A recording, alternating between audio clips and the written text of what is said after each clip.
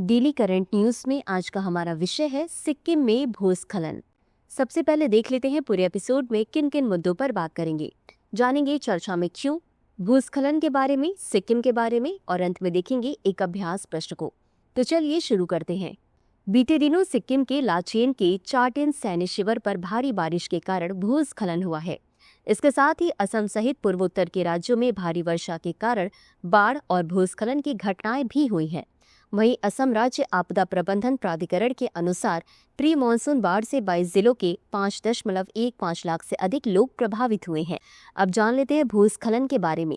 यह एक भूवैज्ञानिक घटना है जिसमें शैल, मृदा और मलबे का एक भाग नीचे की ओर खिसकता है।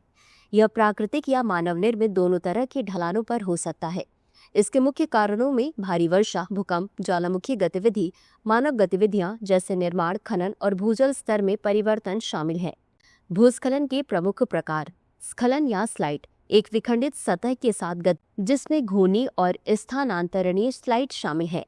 फ्लो, यह पानी सहित मृदा या शैल का द्रव्यमान तरल की तरह बहता है। फैलाव या स्प्रेड, ये मृदा या शैल के ऐसे संचलन हैं जिनमें पार्श्व विस्तार और द्रव्यमान का टूटना शामिल होता है। टॉपल, इसमें ऊर्ध्वाधर या निकट ऊर्ध्वाधर ढलान से आगे घूमना या गिरना है। प्रपात या फॉल्स, ये मृदा या शैलों के ऐसे संचलन हैं जिनमें ये खड़ी ढलान या भृगु से अलग हो जाता है और मुक्त रूप से गिरते हैं तथा लुढ़कते हुए आगे बढ़ते हैं। अब जान लेते हैं सिक्किम के बारे में। यह देश के पूर्वोत्तर क्षेत्र में पूर्वी हिमालय में स्थित है। इसका नाम लिम्बू भाषा के शब्द सु हिम से आया है जिसका अर्थ है नया घर। इसकी राजधानी गंगटोक है। इसकी सीमाएं उत्तर और उत्तर पूर्व में तिब्बत या चीन, दक्षिण पूर्व में भूटान, दक्षिण में पश्चिम बंगाल और पश्चिम में नेपाल से लगती है। 1950 में भारत सिक्किम संधि के बाद यह भारत का संरक्षित राज्य बना था।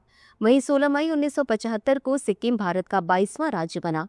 भारत की सबसे ऊंची चोटी, विश्व की तीसरी सबसे ऊंची चोटी कंचनजंगा इस पे ही स्थित है।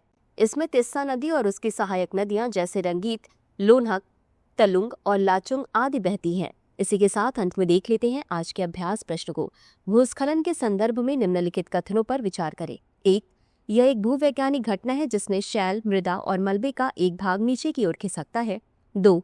यह घटना केवल मानव निर्मित ढलानों पर होती है। उपर्युक्त में से कौन सा या कौन से कथन सही है?